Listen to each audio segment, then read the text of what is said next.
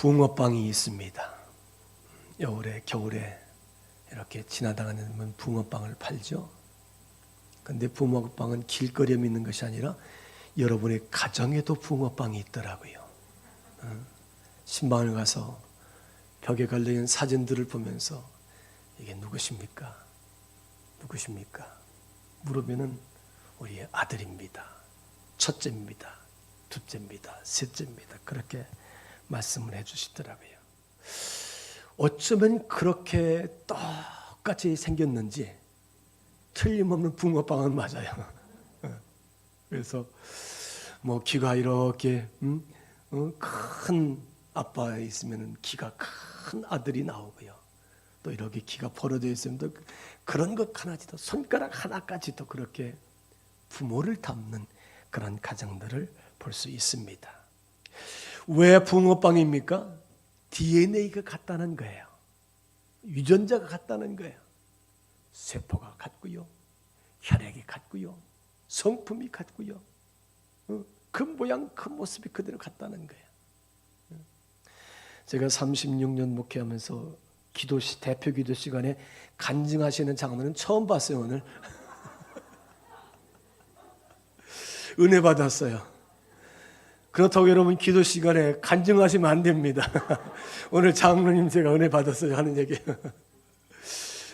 장로님 아주 그 아버지의 마음, 오늘 말씀과 이렇게 같이 제가 되면서 장로님 참 기도를 준비하시면서 감사합니다. 그런 아버지 마음이 흘러가는 그런 DNA가 흘러가는 그런 가정이 부부의 아버지 심령이지요. 이 프랑스의 재무장관을 지낸 콜벤이라는 사람이 있습니다. 이 콜벤은 원래 이 포목점에서 일하는 종이었었어요. 그런데 포목점 주인의 이제 연락받고서 주문이 들어왔다는 거예요. 한 은행가가 저 호텔에서 이 포목을 신청했으니 갖다가 주어라. 그래서 갖다가 주었는데 뭐 집에 와서 계산해 보니까 돈이 이 포목보다 엄청난 많은 금액을 자기가 받아온 것을 알고서 주인에게 내가 이 돈을 돌로 줘야 되겠습니다. 했더니 주인이 난리가 납니다. 왜 일부러 그 돈을 돌려주느냐? 돌려주지 말라는 거죠. 그러나 그는 곧바로 달려가서 정중하게 사과하고 은행가에게 그 값에 남은 부분을 돌려줍니다. 화가 난 주인이 그를 그냥 해고시켜 버렸어요. 잘라버렸어요. 어떻게 하는지 그 은행가가 그 소식을 듣고서 이 콜벤의 집을 찾아옵니다. 그리고 그를 자기가 근무하는 은행 직원으로 채용을 하고요. 또 그에게 직분을 주고요. 나가서 그를 파리로 데리고 가서 은행에서 활동할 수 있도록 그렇게 만듭니다. 콜벤은 은행원으로서 이제 생활을 하다가 마침내 프랑스의 재무부 장관이라는 높은 관직에 올라가게 됩니다. 그렇습니다. 하나님께서 높여주셔야 높아질 줄을 믿습니다. 하나님이 붙잡아 주셔야 잘 될 줄을 믿습니다. 하나님이 축복하셔야 이제 축복한 그런 복을 받게 되는 줄을 믿습니다. 그렇습니다. 여러분 관성의 법칙이라는 것이 있죠. 아이작 뉴턴이라는 사람은 사과가 떨어지는 것을 통해서 이 관성의 운동의 법칙을 그가 정리를 하게 되죠. 우리가 버스를 타고 가다가 막 가던 버스가 갑자기 급정거를 하면 사람들이 다 앞으로 쏠리게 됩니다. 다시 말하면 무슨 얘기냐면 움직이는 물체는 계속해서 움직이는 작용을 해야 되는데 갑자기 멈춰버리면 그것이 또다시 어떤 움직이는 이제 작용을 통해서 쏠리는 그런 현상을 알 수 있습니다. 그렇습니다. 우리의 영적인 삶에도 이 관성의 법칙이 필요합니다. 움직이지 않는 것을 움직이게 한다는 것이 쉽지 않다는 거예요. 여러분 지하주차장에 가면은 주차장이 좁아가지고 주차 그 가운데 통로에 차를 이렇게 주차하는 경우가 있죠. 그 차를 밀어내고서 내가 주차된 차를 뺄 수가 있어요. 그런데 이 멈춰져 있는 차를 밀어낸다는 것이 쉽지 않다는 거예요. 여성들이나 어르신들은 참 쉽지 않지요. 움직이지 않는 신앙을 움직이게 한다는 것. 여러분, 주저앉아 있는 것을 일으켜 세우는 것. 우리는 신앙 안에서 바르게 살아가는 그런 성도로 살게 되기를 주의 이름으로 축원합니다. 그래서 우리가 평상시에 내 삶을 어떻게 사는 것이 중요하냐, 이게 중요하다는 거지요. 사랑하는 여러분, 신앙은 꾸준히 하나님과 친밀하게 가까이 갈 때 우리의 아름다운 신앙생활이 형성된다는 사실을 믿는 성도가 되시기를 바랍니다. 여러분, 한 번 교회 나왔다고, 또 한 번 은혜 받았다고, 내가 한 번 예수 이름 무언가 좋은 일 했다고 해서 우리가 좋은 신앙이 되는 것이 아니고요, 하나님 앞에 믿음으로 산다고 할 수 있는 것이 아니지 않습니까? 오늘 본문 말씀은 그렇게 말씀하고 있습니다. 선한 사람은 그 쌓은 선에서 선한 것을 내고 악한 사람은 그 쌓은 것에서 악한 것을 내느니라. 오늘 그렇게 말씀하고 있습니다. 여기 선한 것이 무엇입니까? 여러분, 선한 것이 뭡니까? 좋은 것, 착한 것, 아름다운 것, 법 없이 사는 것이 선한 것인가요? 이 쌓은 선이라는 말을 이 세번역 성경에서는 따라서 합시다. 선한 마음의 곳간. 뭐라고요? 선한 마음의 곳간. 곳간이 뭡니까? 창고라는 말이에요. 쌓은 선. 여러분, 곡식을 다 곡식 창고에 들어가서 쌓지 않습니까? 제가 어린 시절에 저희 집은 절과 같은 집이었어요.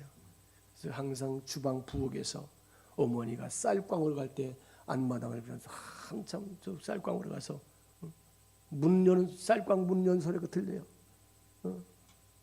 그리고 또 저 김치, 또 이 어떤 그런 반찬광이 또 따로 저쪽에 있어요.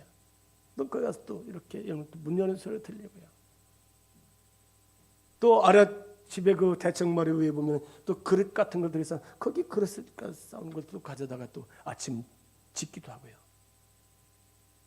그 광, 창고, 곳간이 있어요. 필요한 대로. 우리가 하나님 앞에 선한 마음을 갖고 선한 것을 쌓아갈 때 그것이 하나님이 기뻐하시는 선한 마음의 창고, 곳간이 된 줄로 믿습니다. 또 공동 번역에서는 선한 것을 마음에 쌓아두었다, 그렇게 말합니다. 그러니까 이 같은 말이죠. 이 아름다운 선한 곳간 같은 마음을 가진 주의 사랑하는 성도들. 그래서 이 선한 마음이라는 것은 모든 것을 담아두는 창고와 같다는 뜻입니다.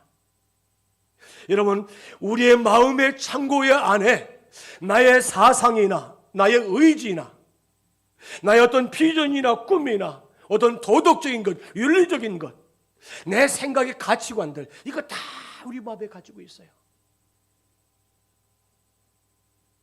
그런데 이 사람의 마음에는 선과 악이 함께 공존하는 창고와 같은 것이라는 거예요. 이런 미안한 얘기지만 우리는 축복하는 입과 저주하는 입이 같은 하나의 입을 가지고 있다는 거예요. 여러분, 기도하는 입과 밥 먹는 입, 축복하는 입, 욕하는 입 따로따로 있습니까? 안 그렇죠? 그런데 우리 속에는 선한 것이나 악한 것이나 더러운 것이나 좋은 것이나 다 우리 마음속에 들어있다는 거예요.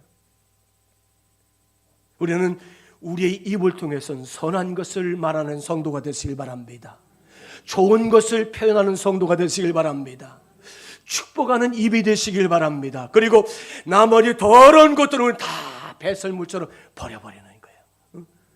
다 배설물같이 우리는 버릴 수 있는 그런 성도가 될 줄 믿습니다. 그래서 우리 마음에는 선한 말과 악한 말이 있습니다. 여러분, 우리 마음은 선한 창고가 있고 악한 창고가 있잖아요.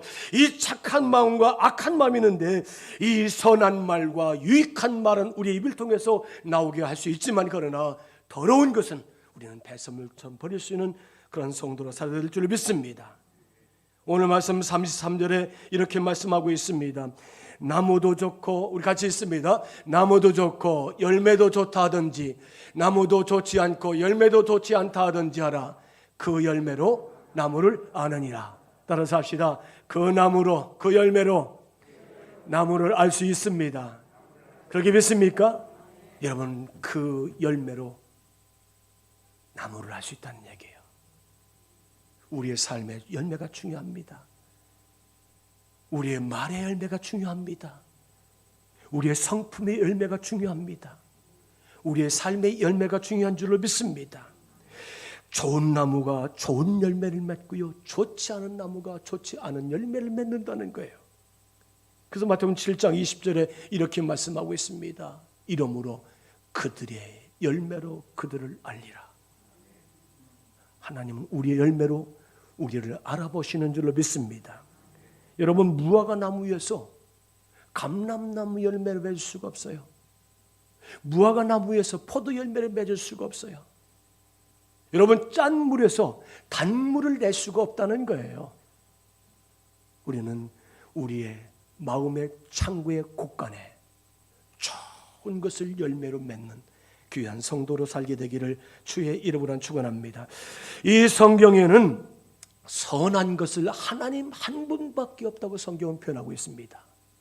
선한 것은 하나님 한 분밖에 없다. 그 선하다는 말은 선하신 하나님의 뜻과 말씀과 그 은혜대로 사는 것이 선하다는 거예요. 사랑하는 여러분, 우리 모든 성도들만 선하신 하나님 한 분 때문에 그분의 말씀과 뜻을 따라 순종하며 선하게 아름답게 사는 성도가 될 줄 믿습니다. 어느 날 예수님께 어떤 관원이 와서 이렇게 묻습니다. 선한 선생님, 내가 어떻게 해야 영생을 얻을 수 있습니까? 이렇게 주님 앞에 질문을 합니다. 그 말씀이 누가복음 18장 18절로 19절에 이렇게 말씀하고 있어. 어떤 관리가 물어 이르되 선한 선생님이여, 내가 무엇을 하여 영생을 얻으리이까? 예수께서 이르시되 내가 어찌하여 나를 선하다 일컫느냐? 하나님 한 분 외에는 선한 이가 없느니라. 이렇게 말씀하고 있어요. 예수님의 대답은 내가 어떻게 나를 선하다고 하느냐? 선하신 분은 하나님 한 분밖에 없다고 그렇게 주님 가르쳐 줍니다. 이 관원이 예수님을 하나님으로 믿은 줄로 믿습니다. 이 관원이 예수님을 하나님으로 알고 왔다는 것입니다. 선한 하나님 한 분뿐인데 내가 선하다고 하는 내가 그 바로 그니라. 그 하나님이다. 주님이 그렇게 말씀을 가르쳐 주시지 않습니까? 우리가 시편 34편 8절에 이렇게 말씀하고 있습니다. 너희는 여호와의 선하심을 맛보아할지어다. 그에게 피하는 자는 복이 있도다. 여러분, 어떤 사람이 하나님의 선하심을 맛볼 수 있습니까? 첫째로 우리는 하나님을 피난처로 삼고 사는 사람. 두 번째는 하나님을 경외하는 사람. 세 번째는 하나님을 찾고 찾는 사람이 하나님의 선하심을 맛보게 되는 줄로 믿습니다. 우리 모든 성도들마다 하나님을 이제 피난처로 삼으시고 하나님을 경외하시면서 하나님을 찾고 찾는 가운데 하나님의 선하신 은혜의 역사를 경험하시며 맛보시며 사는 거룩한 성도가 되시기를 주의 이름으로 축원합니다. 그래서 하나님의 말씀대로 순종하며 사는 것이 선한 것이라는 거예요. 여러분, 존재 자체가 얼마나 착하냐 선하냐 그건 사회적인 개념이지요. 그러나 하나님 말씀대로 살고 하나님의 뜻대로 순종하며 하나님을 가까이 사는 것이 가장 선한 삶이라는 사실을 우리는 믿어야 될 줄 믿습니다. 마태복음 7장 24절과 26절에 이렇게 말씀하고 있습니다. 그러므로 누구든지 나의 이 말을 듣고 행하는 자는 그 집을 반석 위에 지은 지혜로운 사람 같으니 나의 이 말을 듣고 행하지 아니하는 자는 그 집을 모래 위에 지은 어리석은 사람과 같으리라. 여러분, 우리가 집을 지을 때 어디다 짓습니까? 뻘에다 짓습니까? 물론 송도 같은 도시는 그 뻘에다가 깊은 파이를 박았어요. 수십 미터 되는 그 파이를 박고서 거기를 단단하게 메꾸고요. 이게 하나의 도시가 되는 거예요. 이 바다를 메꿔서 요즘은 이제 건축을 하잖아요.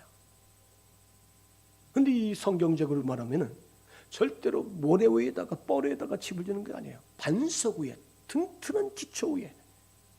그래서 옛날에 집을 지을 때 보니까 이렇게 깊이 땅을 파고 거기다가 온갖 돌을 갖다가 다 이렇게 쌓아놓고서 다지죠. 단단하게 다지고 또 흙을 갖다 걷어놓고 또 다집니다. 막 사람들이 다지잖아요.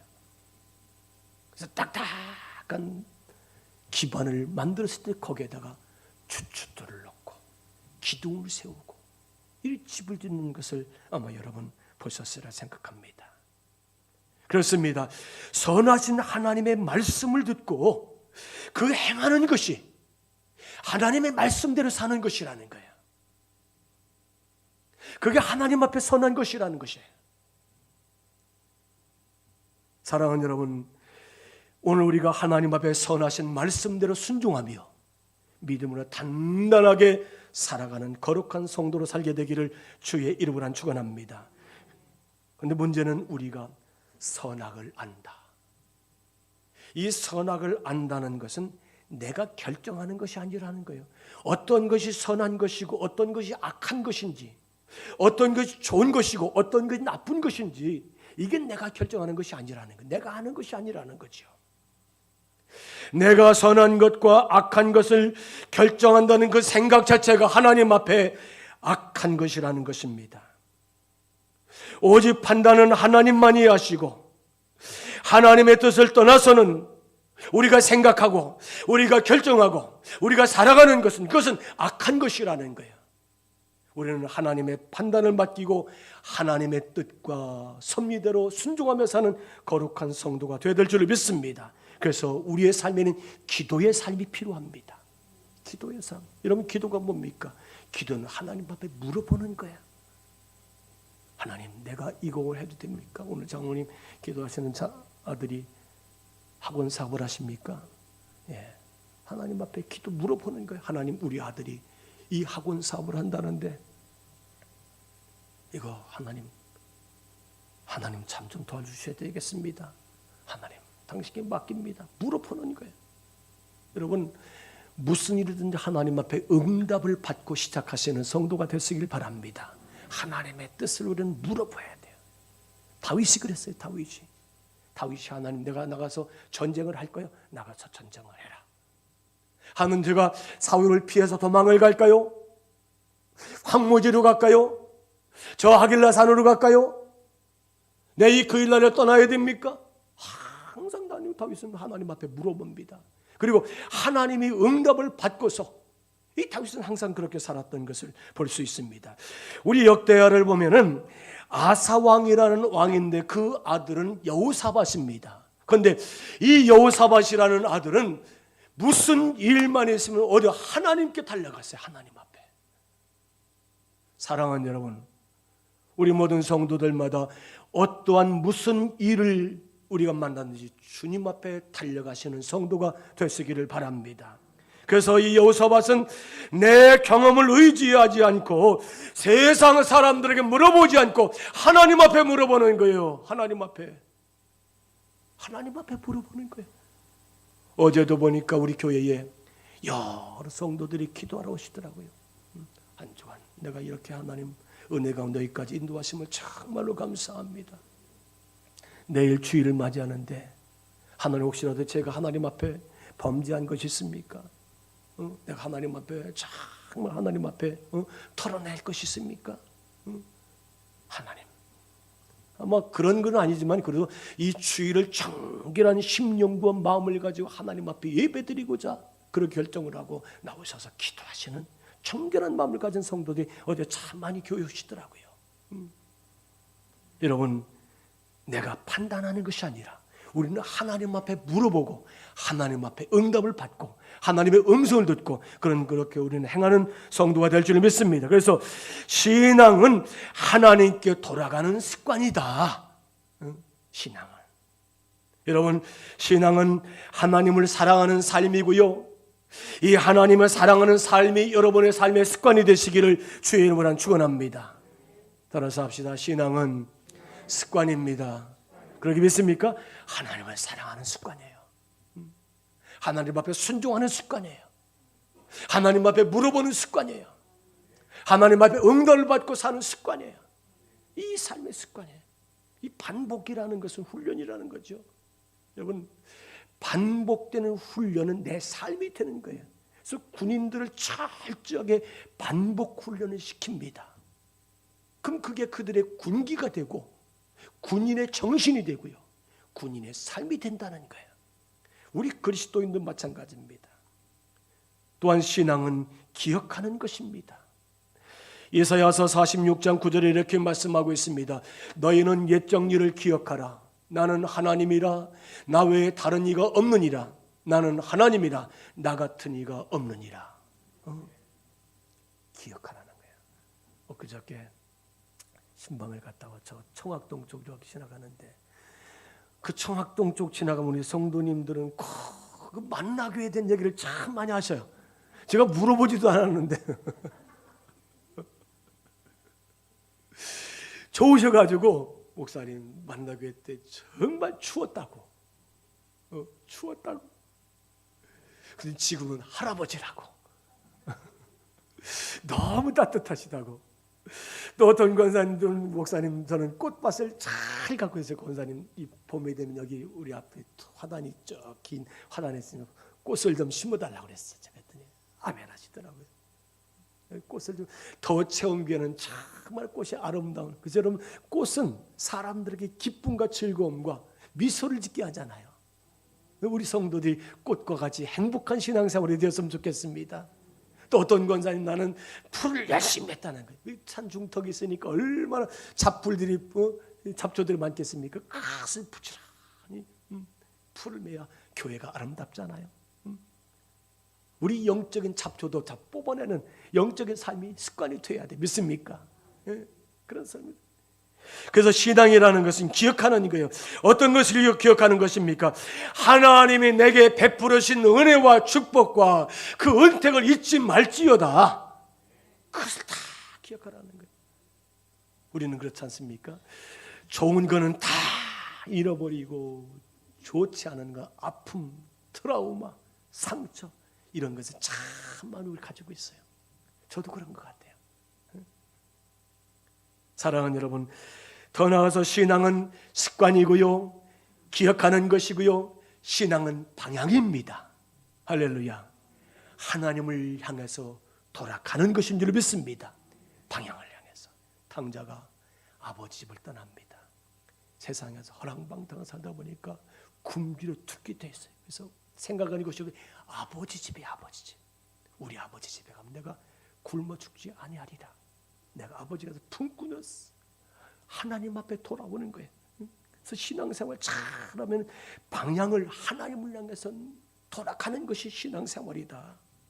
그래서 하나님 앞에 목적을 삼고 목표를 삼고 우리의 꼬린 지점이 하나님 앞이 되어야 될 줄 믿습니다.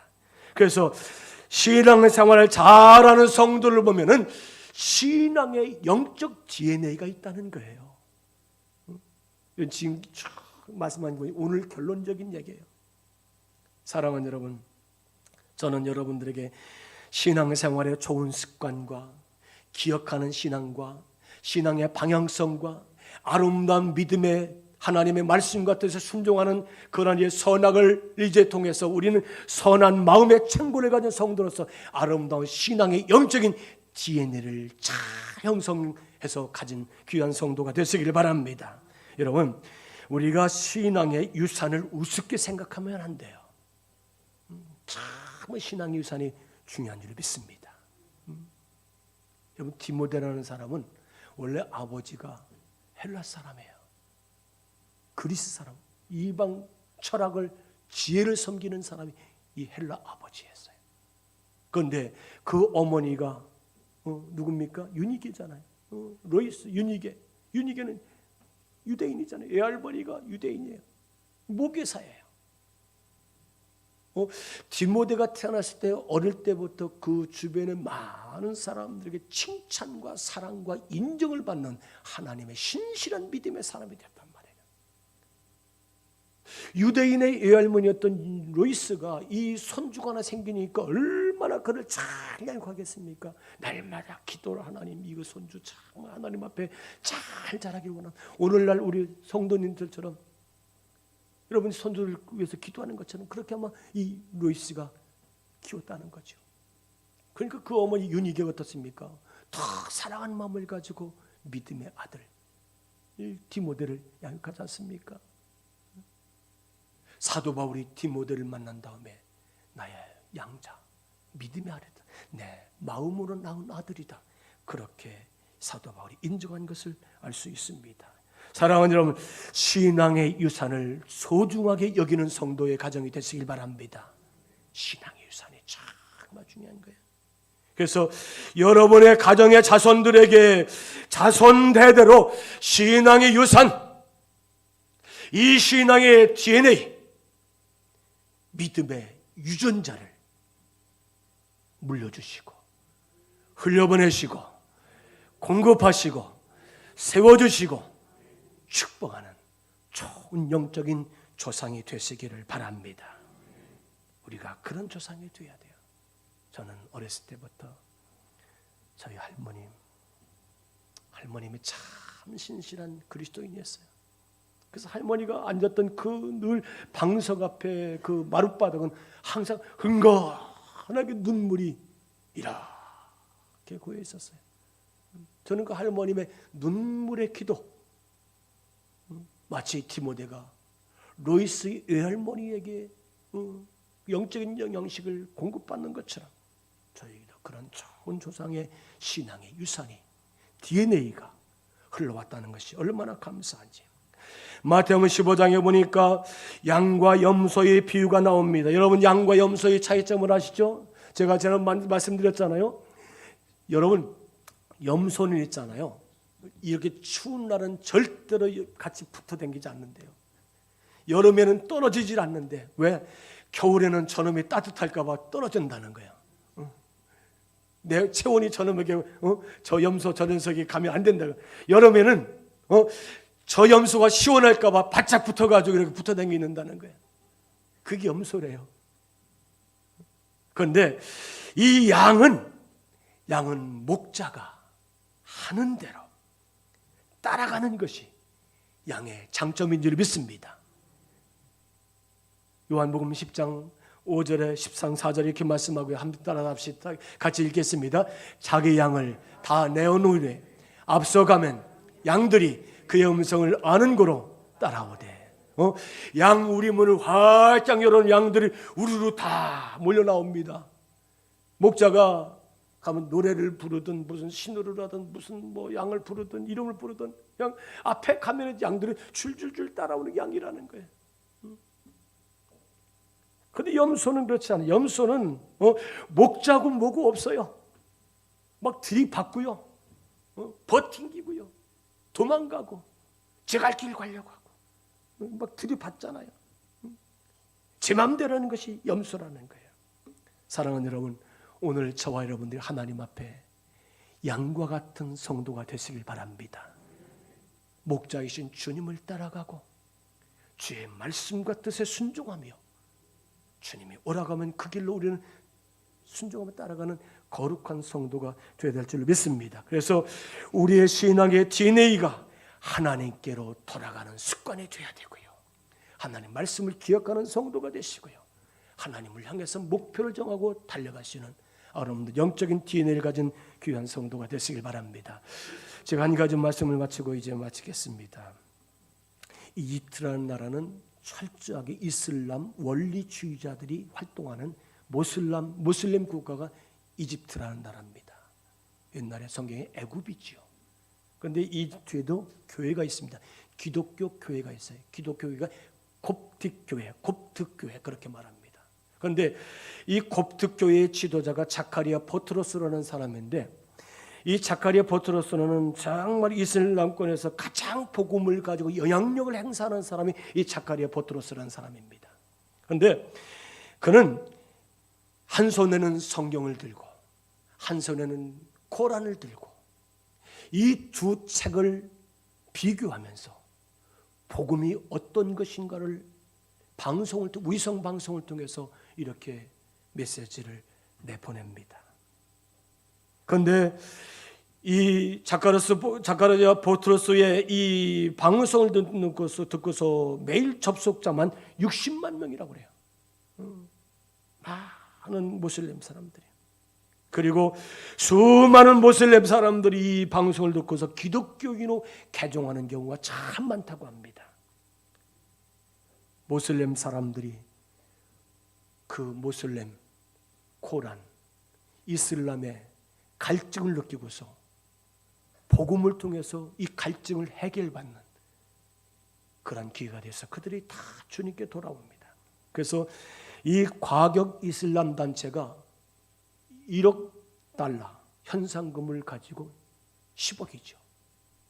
1억 달러 현상금을 걸고서 이 자카리아 보트로스를 현상금을 걸었다고 그래요. 어느 기자가 이 자카리아 보트로스에게 이렇게 묻습니다. 현상금이 걸렸다는데 두렵지 않습니까? 그들은 기독교인은 잡히면은 그냥 처형을 해버립니다. 그리고 과격분자들이 이 곱트교에 불을 질러버려요. 여러분 한번 그 유튜브에 한번 찾아보십시오. 이집트에 동굴 교회가 있어요. 곱트 동굴 교회. 저는 가보지 못했습니다만 어마어마한 큰 동굴에 수천 명이 들어가는 교회가 이 곱트 교회예요. 지하 동굴에.